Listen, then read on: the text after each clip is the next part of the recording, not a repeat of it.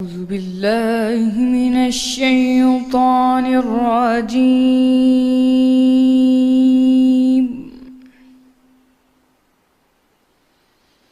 بسم الله الرحمن الرحيم.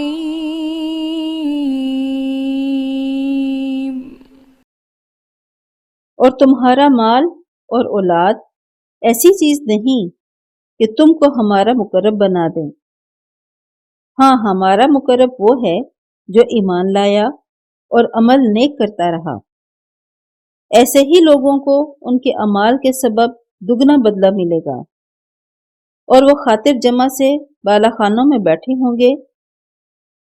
جو لوگ ہماری آیتوں میں کوشش کرتے ہیں کہ ہم انہیں ہرا دیں، وہ عذاب میں حاضر کیے جائیں گے۔ آپ فرما دیجئے کہ میرا پروردگار اپنے بندوں میں سے جس کے لیے چاہتا ہے روزی فراخ کر دیتا ہے، اور جس کے لیے چاہتا ہے تنگ کر دیتا ہے۔ اور تم جو چیز خرچ کرو گے وہ اس کا تمہیں عوض دے گا۔ وہ سب سے بہتر رزق دینے والا ہے۔ اور جس دن وہ ان سب کو جمع کرے گا، پھر فرشتوں سے فرمائے گا، کیا یہ لوگ تم کو پوجا کرتے تھے؟ وہ کہیں گے، تو پاک ہے، تو ہی ہمارا دوست ہے، نہ کہ یہ، بلکہ یہ جنات کو پوجا کرتے تھے اور اکثر انہی کو مانتے تھے۔ تو آج تم میں سے کوئی کسی کو نفع اور نقصان پہنچانے کا اختیار نہیں رکھتا، اور ہم ظالموں سے کہیں گے کہ دوزخ کے عذاب کا جس کو تم جھوٹ سمجھتے تھے مزہ چکھو۔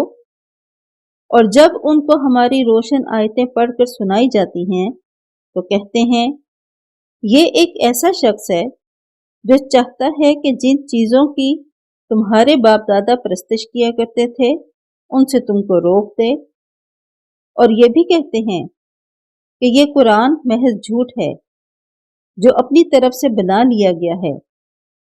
اور کافروں کے پاس جب حق آیا تو ان کے بارے میں کہنے لگے کہ یہ تو صریح جادو ہے، اور ہم نے نہ تو ان مشرکوں کو کتابیں دیں جن کو یہ پڑھتے ہیں، اور نہ تم سے پہلے ان کی طرف کوئی ڈرانے والا بھیجا، مگر انہوں نے تکذیب کی، اور جو لوگ ان سے پہلے تھے انہوں نے بھی تکذیب کی۔ اور جو کچھ ہم نے ان کو دیا تھا یہ اس کے 10ویں حصے کو بھی نہیں پہنچے، تو انہوں نے میرے پیغمبروں کو جھٹلایا، سو میرا عذاب کیسا ہوا۔